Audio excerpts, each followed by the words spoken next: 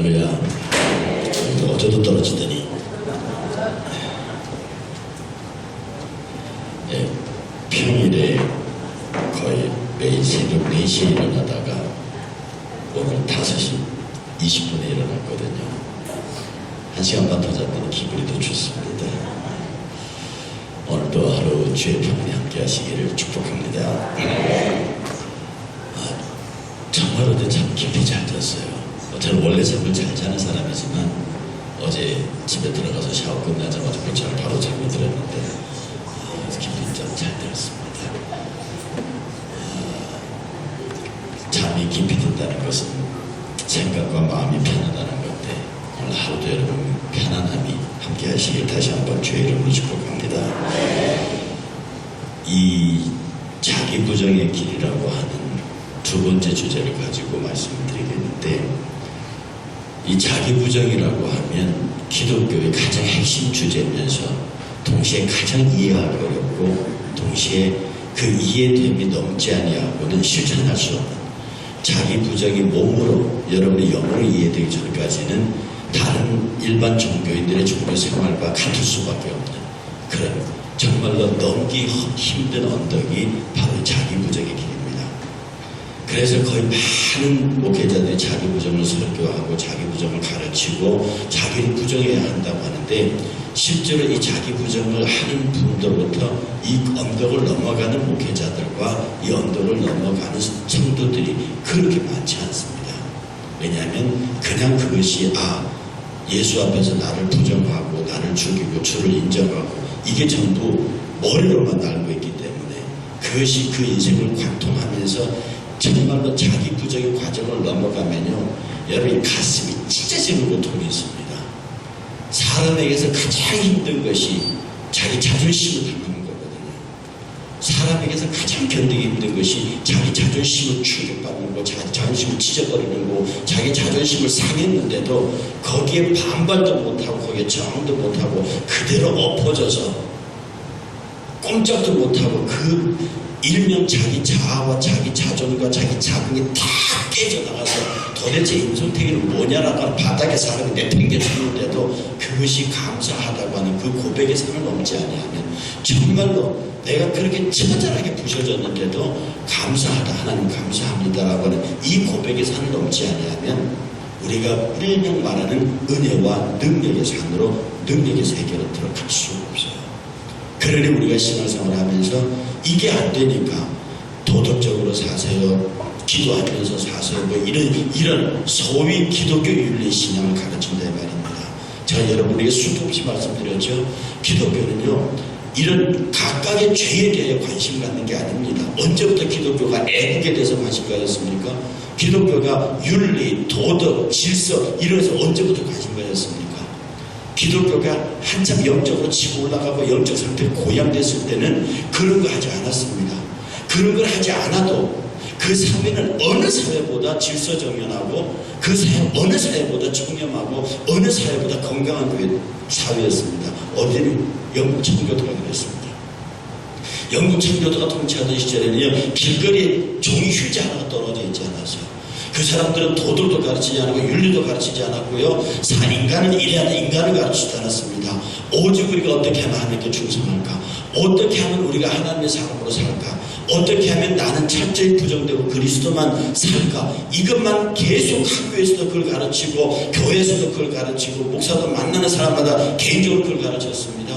그러니 이 사람들이 누구보다도 탁월한 하나님 앞에 사람들이 되니까 그 사람들은 교통시설 지키지 말라 해도 그 사람들은 10원짜리, 만원짜리, 1000원짜리 길거리에 던져놔도 사람들이 손을 대지 않습니다. 왜? 그 손을 대는 것은 그리스도인 일이 아니라고 생각하니까. 제가 말씀드렸죠. 그 청교도 후배를 받은 당시의 영국의 처칠 수장 같은 경우 혼자서 운전수 앞세우고 수상 마크 떼고 차 타고 나가다가 교통수명 걸렸단 말입니다. 그랬더니 앞에 있는 운전수가 뒤에 탄 사람이 누굴 줄 아냐고, 뒤에 탄 사람이 수상이라고. 그랬더니 교통순경이 딱 하는 말이, 우리 처칠 수상은 그럴 분이 아닙니다. 이미 교통순경의 머릿속에도 우리 수상은 그럴 뿐이 아니라 이런 것들이 청교도 교육의 후계를 받은 자기 부정이 철저하게 경험된 사람들의 신앙 고백입니다. 그래서 이 자기 부정이 경험된 사람들에게서 가장 공통적으로 나타나는 특징이 눈물입니다. 그들은 하나님 앞에 서면 울어요. 그들은 하나님 앞에 서면 아직도 깨어지지 아니하는 자아로 인해서 한없이 울 수밖에 없는 연약한 존재임을. 그래서 여러분, 스폴저 목사, 이 청교도 대표적인 설교자가 스폴저 목사입니다. 그는 말하기를 메마른 눈으로는 하나님 나라를 보지 못한다. 성도로서 매일 정말로 눈물의 경험을 갖지 않은 사람은 복음의 세계로 들어올 수 없다는 거예요. 여러분들, 통성기도하고 어떤 사람이 옵니다. 저 여자 왜 저렇게 울지? 많은 사람이 말합니다. 도대체 저 사람들 뭔 죄가 지은 게 저렇게 많아서 저렇게 많이 울까? 울어도 그 눈물의 샘이 마르지 않는 것이 바로 자기 부정의 산을 넘어간 사람들의. 그런데 아무리 기도하고 아무리 해도 내 눈에서 눈물방울 하나 흐르지 않아요. 어떤 때는 분노의 눈물, 속상해서. 그렇게 해서 그래서 그런 눈물이 원망의 눈물은 있어도 정말로 하나님 감사합니다, 하나님 감사합니다는 그 눈물의 감사의 눈물을 경험하지 못하는 사람들이 아직도 자기 부정의 입구에 밖에 있다는 겁니다. 제가 참고사에서 집회할 때요, 여러분, 성령의 인도를 받는다는 뜻이 갑자기 막 계시가 팍 온다든지 그런 게 아닙니다. 어제 말한 양심의 안테나를 통해서 주의 음성이 바로 전달되는 것이 막 그 모세 보고 모세야 들어라 이런 식으로 하나님 내 귀에 말하시는 게 아닙니다. 이 안테나가 딱 설때 있으면요, 어떤 사태를 할 때 내 신앙적 인격에 어떤 말을 하고 어떤 결정을 할 적에 그 결정에 주의 성령이 절대적으로 개입하시는 겁니까? 기도 많이 하고 하나님의 은혜 안에 있으면 내가 생각하고 말하는 결정이 주의 성령과 일치되게 가는 거예요. 그게 멀어지면 하나님의 생각보다 내 생각이 앞서게 되는 거죠. 다 어제 그린 그림대로 이 위에 있는 영역이 많이 넓어지면 내가 생각하고 말하고 행동하는 모든 것이 하나님 뜻과 일치하게 사도 바울 얘기입니다. 내가 살아도 그리스도로 죽어도 그리스도로 죽는다. 내 쫙 영적인 힘이 내려와서 혼과 힘을 딱 내려누르고 있으면 내가 말하는 것이나 행동하시는 것, 생각하는 모든 것들이 성령의 생각과 일치합니다. 집회를 하는데요, 그때 이제 안수기도 하는데 맨 뒤에 밑줄에 여자 한 분이 있습니다. 근데 하는 줄 어떻게 하죠? 그랬더니 기도하지 말고 빼라 그러더라고요. 그러시는 게 내 마음속에 저 여자 내 볼 빼야겠다. 그랬다 보면 앞에 오는 걸 옆으로 나가서서 했더니 나하고 눈이 탁 마주치는데 땡구로 푹 물어버립니다. 이 제가 능력이 있어 그런 게 아닙니다. 나하고 눈이 딱 마주치면서 장문 옆으로 비키세요 하니까 눈이 딱 마주치면 땡그르르 하면서 울어버리고 둥근대는 자리였죠. 놔두고 다른 사람 안수 끝나고 옆에 기도 직원들이 와서 그 사람을 안전시키고 있었습니다. 그리고 물었습니다. 지금 왜 그러세요? 왜 오세요? 그랬더니 남편이 무지하게 속을 썩인 거예요. 남편이 무지하게 속을 썩여서 지금 여기에서 목사님과 기도하고 내려가서 이혼하게 되는 거죠. 아니 왜 목사하고 기도하고 이혼을 해요? 목사님과 기도해서 가서 잘 살아야지 마지막에 기도하고 해서 이혼하겠대요. 근데 막 그 울면서 토해내는 그 내가 앞에 옆에 기도 직원들이 있는 토해내는 얘기가 이 가관입니다. 내가 봐도 그런 자식을 죽어도 천번 죽어도 싼 놈입니다. 그런데 다 듣고 난 다음에 울고 있는 그 분에게 이렇게 말했습니다. 제가 어제 했던 여러분에게 했던 설교예요. 집사님이니까 집사래요. 집사님은 결혼할 적에 그분의 말을 믿었지요. 그랬더니 믿었네요. 당연히 혼인세를 믿었을 거 아닙니까? 믿었죠. 그것이 잘못된 겁니다. 왜 사람을 믿나요? 지금 집사님이 믿어야 하는 것은 그 결혼할 때에 집사님 기도하셨지요? 네, 기도했대요. 남편 되신 분에서 기도했지요? 네. 신혼 초에도 그 남편이 기도했지요. 지금까지 자매님, 집사님이 하나님 앞에서 당신의 남편과 당신의 결혼을 위해서 하나님 앞에 기도한 것, 당신 스스로 기도한 것, 그것을 믿으셔야 합니다. 그 기도를 믿고 그렇게 하나님 앞에서는 그 자신을 믿으셔야지. 당신이 그렇게 사람을 믿었으니 돌아오는 대가는 그것밖에 없는 겁니다. 그리 이 말은 뭡니까? 당신은 단 한 번도 그 남편 앞에 죽은 적이 없다. 그 결혼 생활에 관해 하나님 앞에서 죽은 적이 없다. 왜 결혼의 서약대로 하지 아니하고 난 약속대로 하지 않느냐라고 하는 원망과 그런 것에 가득 차 있어서 결국 그것을 당신이 견디지 못하고 여기 왔을 때 내가 당신을 멀리서 바라보는 순간에 이미 그 얼굴빛에 분노와 좌절과 그리고 내가 당신을 하나님 기도할 수밖에 없을 정도로 옆으로 빼라고 할 때 나와 눈이 부딪힐 때 당신이 거꾸러지는 걸 경험하지 않았느냐. 이건 내게 능력이 있어 그런 것이 아니다. 주의 성령이 당신을 얼마나 사랑하는지 그것에 관한 표니까 지금 남편을 원망하지도 말고 여기 앉아서 밤을 새도록 일에 관하여 당신과 하나님이 여기서 약복과 깎아내서 여기서 결판내라. 자, 그날 집에 마치고 돌아가서 그 다음날 직원들에게 전화했습니다. 그 여자 어떻게 됐느냐. 3일을 금식하고 내려갔답니다. 그리고 천사처럼 내려갔대요. 여러분, 자기 부정이라고 하는 것은요, 나와 하나님 사이에서의 문제입니다. 다른 제3자는 관계되지 않습니다. 하나님 앞에서 끝없이 내가 어떤 존재인지를 모르고 여러분의 마음이 메말라서 여러분의 눈에서 인생사 괴로움의 눈물이 아니라 우리 하나님 나로 하여금 이렇게 지금 실존으로 존재하게 하신 하나님, 내가 내 하나님 앞에 딸로 아들로 서서 이렇게 기도하고 예배할 수 있게 하나님, 내 인생의 그 많은 파고들을 불구하고 어느 순간에 다 넘어서 오늘의 내가 있게 하신 하나님에 대하여 내 가정의 자녀들에 대하여 끝없는 감사가 일어나지 아니하면 여러분은 자기 부정의 길에 아직은 있지 않은 겁니다. 자기 부정의 길에 서 있는 사람들은 감사해요. 자기 부정의 길에 서 있는 사람들은 그 감사로 말미암는 눈물입니다. 원망의 눈물이 아니고요, 미움과 시기와 질투와 분노의 눈물이 아니고요, 나에게 이런 가정을 주시고 이런 교회를 주시고 이런 성도를 주시고 이런 것을 주시고 내가 비록 부족하고 내가 비록 모자라서 다른 사람들의 마음을 속상하게 할지라도 그 자신을 스스로 인정하고 내가 그분의 마음을 아프게 했습니다. 내가 내 아내를 힘들게 했습니다. 내 자식들에게 정말 좋은 아비가 못됐습니다. 교회에서 훌륭한 목사가 못됐습니다. 학교에서 훌륭한 교수가 못됐습니다. 그럼에도 불구하고 당신은 여전히 나를 붙들고 계시는군요 라고 하는, 끝없이 나는 하나님 앞에서 나약하고 쓸데없고 아무 필요도 없는 그런 나 같은 거 없어도 당연한 존재를 하나님께서 이렇게 이끌어 세우셔서 나를 끌고 가시는군요 라고 느낄 때 그 감사와 은혜는 넘치는 겁니다. 여러분에게서 하나님, 저같이 못난 것을, 저같이 부족한 것을, 저같이 정말 인격적으로 하자 많은 인간을 주께서 이리도 귀히 여기셔서 이 자리에 있게 하십니까? 일을 하게 하십니까? 라고 하는 고백이 있고 그에서부터 눈물이 쏟아질 때 비로소 여러분들은 자기 부정의 능선을 넘고 있는 겁니다. 제가 아는 굉장히 영어를 잘하시는 분입니다. 이분이 상당히 오래전에요, 이 동시통역이 지금 대가인데 우리나라에 뜬 목사님, 예를 들어서 김장한 목사님 같은 경우 동시통역으로 뜨신 분입니다. 그럼 정말 영어 잘하시거든요. 그분이 우리나라의 유명한 설교자로 뜬 게 아니라 이제 유명한 빌리그리아마 이런 사람도 통역하다가 한국에 뜬 사람입니다. 그래 지금 제가 얘기하는 그분이 저하고 나이가 조금 어리신 분인데요, 미국에서 막 공부하고 들어와서 젊은 사람 들어왔는데 통역을 정말 잘했습니다. 그 당시 세계 선교회 총재가 와서 설교하는데 옆에서 통역을 하는데 동시 통역을 어떻게 하냐면요, 하나님이 세상을 사랑하십니다 그러면 바로 나와. 도통 통역이라는 게 말 끝나고 이어서 나오는 건데 하나님께 사랑 가리슬러 하나님 사랑 같이 나와요. 그냥 통역이.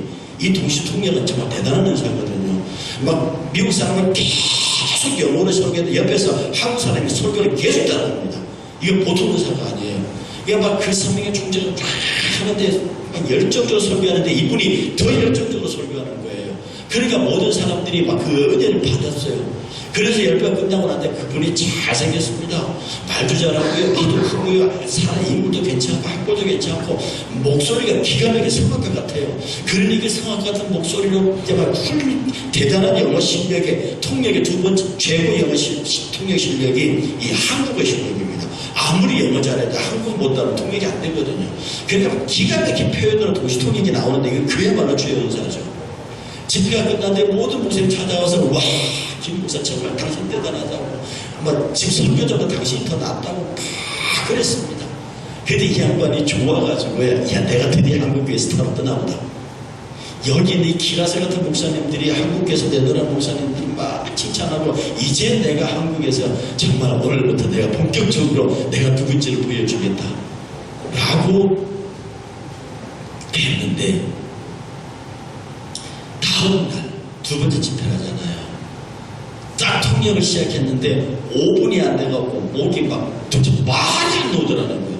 목이 딱 잠기면서 말이 안 나오는데 죽겠더라는 거죠. 그래서 5분 하다가 스톱시키고 다른 목사님 불러서 통역시키고 자기는 내려가서 창피해가지고 시간도 못 끝내고 숙소로 돌아갔다는 거예요.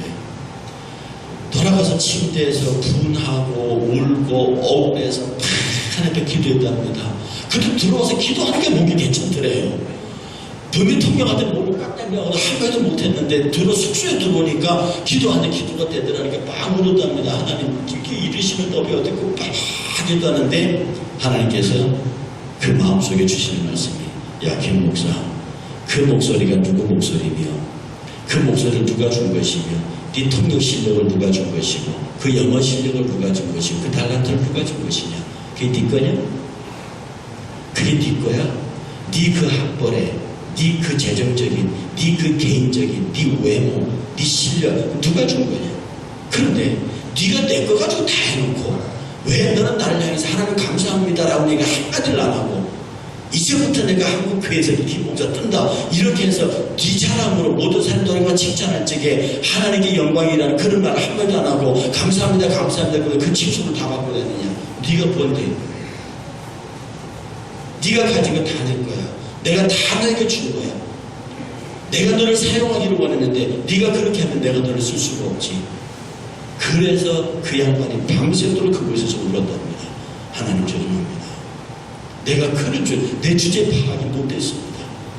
나는 내가 똑똑해서, 내가 잘나서, 내가 부모님의 은혜를 잘 입어서 이렇게 훌륭한 외모에 이렇게 탁월한 영어 실력에 한국어 구사 능력을 갖고 정말로 모든 사람들에게 동시 통역이라고 하는 남이 감히 할 수 없는 이런 일들을 내가 갖고 있는 탁월한 능력인 줄 알았는데 하나님께서 내가 이것이 당신의 영광을 가리고 있었습니까? 이것이 당신의 영광 이름을 가리고 있었습니까? 이것이 하나님 앞에 모든 사람들에게 하나님께 돌아갈 영광을 다 하면서 김 목사 당신 정말로 대단한 영어 실력자라고 말하도록 만들었습니까? 모든 사람이 당신을 칭찬하게. 그러니 내가 하나님 앞에 원수가 됐군요. 내가 하나님 앞에서 그래서 내가 사탄이 됐군요. 그래서 내가 하나님 앞에 하나님의 영광을 가린 자가 됐군요. 그 밤이 새도록 울었습니다. 그 밤이 새도록 울었다는 거예요. 그리고 내려와서 다음날 새벽 기도에 나갔는데 주최 측에서 김 목사 통역할 수 있겠느냐 그러더래요. 눈물을 닦으면서 그랬대요. 시켜주세요. 눈물을 닦으면서 시켜주세요 그랬대요. 그래서 올라갔는데 그 첫째 날 저녁을 낮 시간을 오후 저녁 집회를 망치고 첫째 을 너무 잘했거든요. 그런데 그 다음날 새벽에 집회는 그야말로 그 통역을 통해서 은혜의 도가를 만들었다는 거죠. 그 통역이 다 끝난 다음에 다른 사람 내려갈 때 그가 무릎 앞에 강대사 앞에 무릎을 꿇고 쓰러져서 하나님 용서하십시오. 하나님 용서하십시오. 내가 이렇게 잔인한 놈이었고 내가 하나님 앞에 이렇게 잔인한 놈이었고 하나님 앞에 이렇게 못된 인간이었고 하나님 앞에 이렇게 교만한 자였습니다. 당신의 크심과 당신의 위대하고 광대하심이 이토록 큰데도 내 요 작은 재주 하나 내가 가지고 있는 조그만 이거 하나로 감히 하나님의 영광을 대들었습니다. 그랬더니 그분 편이 머리로부터 따뜻한 느낌이 들면서 아들아 돌아가라. 가서 숙소에 가서 푹 쉬었다가 다시 이 일이 너에게 주어질 때 내 생명과 울면서 왔대요. 그리고 그분이 이 간증을 저희들에게 하면서 주의 종들이 눈물의 종인 이유가 이제서 알았습니다. 메마른 눈으로는 하나님 나라를 보지 못하는 스폴전 목사의 말을 제가 이제서 이해했습니다. 그렇게 말했다고요. 여러분, 우리가 하나님 앞에 자기 무덤으로 산다는 것은요, 다 해놓고 주께서 하셨다는 겁니다. 성경에 그 얘기 있잖아요.